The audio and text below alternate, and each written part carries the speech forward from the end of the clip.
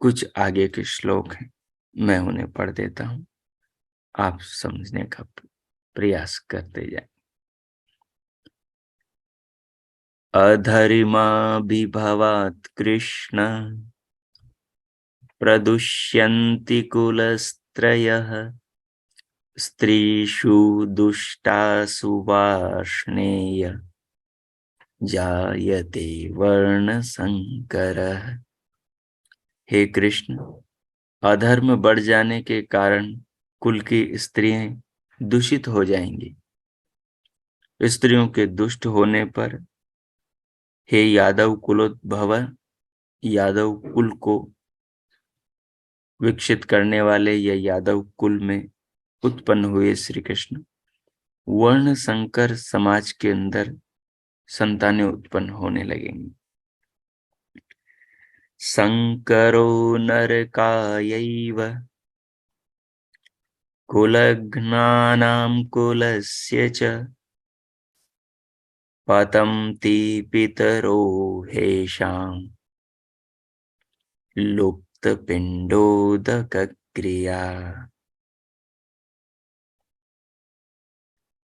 वर्ण संकर कुल के नाश करने वाले, कुल को नरक में ले जाने वाले ही होते हैं। इनके पितर माता पितादि अन्न जल प्राप्त न होने के कारण निश्चय ही नरक को भोगते हैं, क्योंकि जो संतान बिगड़ जाती है, जो कुमार्गों पर चल जाती है, वो माता पिता का सम्मान नहीं करती, वो माता पिता की सेवा नहीं करती, वो पितृयज्ञ नहीं करते, अर्थात वो माता पिता को तृप्त अपने व्यवहारों से, अन्न से, वस्त्रों से, आभूषणों से इत्यादि से नहीं करते। इसके विस्तृत भाष्य को हमने कल पढ़ लिया था।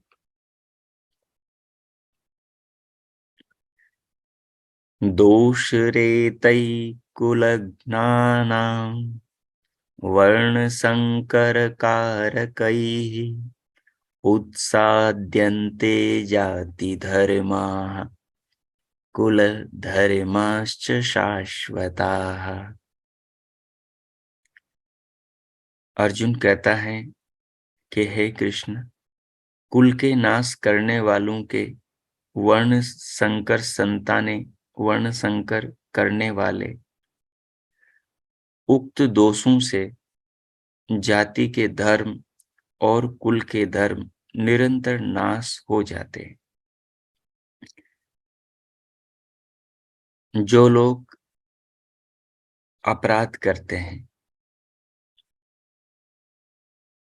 सामाजिक नियमों का पालन नहीं करते, पारिवारिक नियमों का पालन नहीं करते,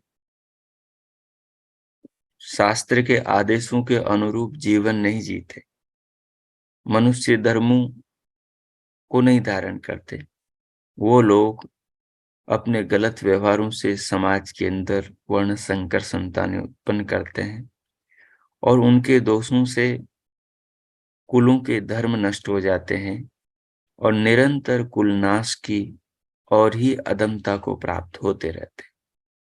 जैसे आप कई परिवारों में देखेंगे, आदमी कुत्ते बिल्लियों की तरह लड़ते हैं, एक दूसरे से लड़े झगड़े बिना सोते नहीं, खाते नहीं, उनका दिन अस्त भी नहीं होता। तो उन्हीं परिवारों में यही स्थितियां होती। उत्सन्न कुलधर्माणां मनुष्याणां जनार्दन नरके नियतं वासो भवति इति अनुशुश्रुम। हे जनार्दन, नाश हो गए हैं कुल के धर्म जिन मनुष्यों के, उनका नरक में दुखों में नियम पूर्वक निवास होता है। ये हमने शास्त्र से सुना है।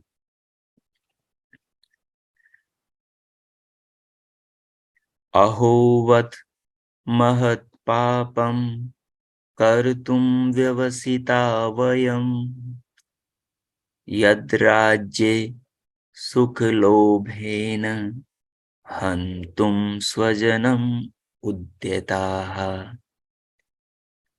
बड़ा आश्चर्य है, खेद है, बड़े पाप के करने को हम लोग उद्यत हुए हैं यहाँ खड़े होकर युद्ध के मैदान में, जिस कारण राज्य सुख के लोभ से अपने बंधु वर्ग को मारने के लिए तैयार हो रहे हैं। यदि माम प्रतीकारम अशस्त्रम शस्त्रपाणयः धार्तराष्ट्रारणे हन्युस्तन्मे क्षेमतरं भवेत्। कैसा हृदय है, कैसी दयालु प्रवृत्ति का इंसान है अर्जुन, कितना उदार है। स्वजन इतना दुष्ट है कि लाख सागरों में जिंदा जलाने का प्रयास कर चुका है, लेकिन फिर भी उनको मारना नहीं चाहता। इसको कहते हैं मोह की पराकाष्ठा। खाली हाथ आगे से कोई उपाय, अशस्त्र कहते हैं खाली हाथ वाले को, और अप्रतिकारम कहते हैं आगे से कोई उपाय न करने वाले को, मतलब अपनी सुरक्षा न करने वाले को। मां मुझको, यानी बिना हाथ में शस्त्र न रखते हुए खाली हाथ बिना उपाय किए हुए मुझको हाथ में शस्त्र लिए हुए धृतराष्ट्र के पुत्र युद्ध में मारे, वह मेरे लिए कल्याणकारी होगा। धृतराष्ट्र के पुत्र जो अधर्मी हैं, अन्यायी हैं, अन्यायकारी, आतिताई हैं, जिन्होंने भरी सभा के अंदर द्रौपदी के वस्त्र हरण करने का प्रयास किया, जिसके मित्र कर्ण ने द्रौपदी को वैश्या कहा, जिन्होंने लाक्षागृह में जिंदा जलाने का प्रयास किया, ऐसे दुष्ट जो धृतराष्ट्र के पुत्र हैं, राजा की संतानें हैं, वो चाहे निहत्ते मुझको, मेरी ओर से कोई सुरक्षा न किए जाने पर निहत्ते हुए मेरे को आकर युद्ध में मार दे, तब भी मैं कल्याणकारी समझूंगा, लेकिन मैं स्वजनों को मारकर इस पृथ्वी का सुख नहीं भोगना चाहता। ये अर्जुन का विलाप श्री कृष्ण के सामने जो हुआ उसे संजय ने सुनकर धृतराष्ट्र को बताया। एवं उक्त्वा अर्जुन संख्ये रथोपस्थ उपाविशत् विसृज्ये सशरं चापं शोकसंविघ्नमानसः। संजय बोला, शोक से संविघ्न यानी भग्न हुआ, शोक से बुरी तरह टूटा हुआ, गिरा हुआ, जैसे कोई पेड़ की डाल टूट जाती तो धड़ाम से नीचे गिर जाती, जैसे किसी पेड़ में गर्म पानी डाल करके उसकी चेतना को मार दिया जाता है तो पेड़ के पत्ते सूख जाते हैं, और पेड़ के पत्ते सूख कर कुम्हला कर ऐसे लटक जाते हैं जैसे कोई मरा हुआ आदमी लटका हो, जिसकी आत्मा निकल गई। कह रहे हैं संजय बोला, शोक से संविघ्न भग्न टूटा हुआ अर्जुन, मन जिसका ऐसा भग्न हुआ हो, खंडित हो गया हो, पूरी तरह टूट गया हो, ऐसा अर्जुन इस प्रकार कहकर युद्ध में समशर सशरम यानी बाण के सहित धनुष को विसृज्य छोड़कर रथ में बैठ गया, पीछे बैठ गया। यहाँ पर ये इति श्रीमद् आर्य मुनि मुनिनोपनिषद उपनिबद्धे श्रीमद् भगवत गीता योग प्रदीप आर्य भाष्य अर्जुन विषाद योगो नाम प्रथमो अध्याय समाप्त। तो यहाँ प्रथम अध्याय संपन्न होता है। इस अध्याय को अर्जुन विषाद योग नाम दिया गया, क्योंकि इसमें अर्जुन का विषाद, अर्जुन की भावनाएं, अर्जुन का मोह सर्वत्र फैला हुआ है। अब इसके आगे श्री कृष्ण का उपदेश है जो अत्यंत महत्वपूर्ण है, जो मनुष्य के सर्वांगीण जीवन पर प्रकाश डालता है, जो मनुष्य के जीवन को आमूल चूल बदलता है। तो अब तक जो प्रथम अध्याय हमें पढ़ना था वो हमने अच्छे से पढ़ लिया, और उसको आप पढ़ते रहेंगे और उससे समझते रहेंगे। अब द्वितीय अध्याय, जहां से गीता का आध्यात्मिक पक्ष और उस समय के महान विद्वान योगेश्वर श्री कृष्ण का चिंतन, और श्री कृष्ण के चिंतन के साथ में महर्षि वेदव्यास की प्रतिभा, वेदों की प्रकांड विद्वत्ता, हमें द्वितीय अध्याय से आगे देखने को विशेष रूप से मिलेगी, ज्ञान विज्ञान के रूप में। आगे हम बहुत धैर्य से एक एक श्लोक को समझते हुए चलेंगे।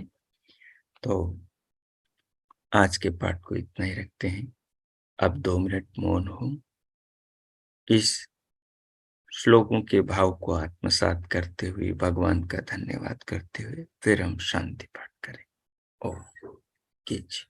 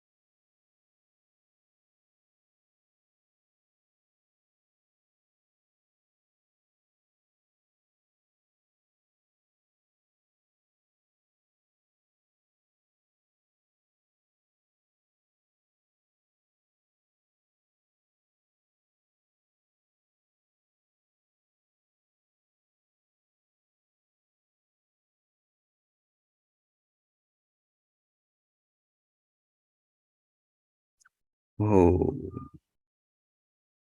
इस प्रकार गीता के श्लोकों के भाव को आत्मसात करते हुए और भगवान का धन्यवाद करते हुए, इस जीवन के लिए, आत्म उन्नति के लिए अपने आप को संकल्पित करते हुए अब हम शांति पाठ करें।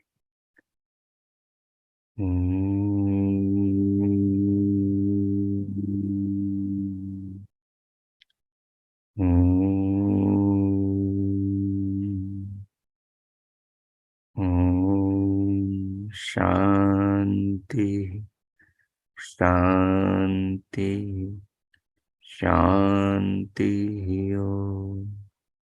ओम। आपका आज का दिन शुभ हो, मंगलमय हो। सबके लिए परमात्मा से बहुत बहुत मंगल कामनाएं, शुभकामनाएं। इति ओम।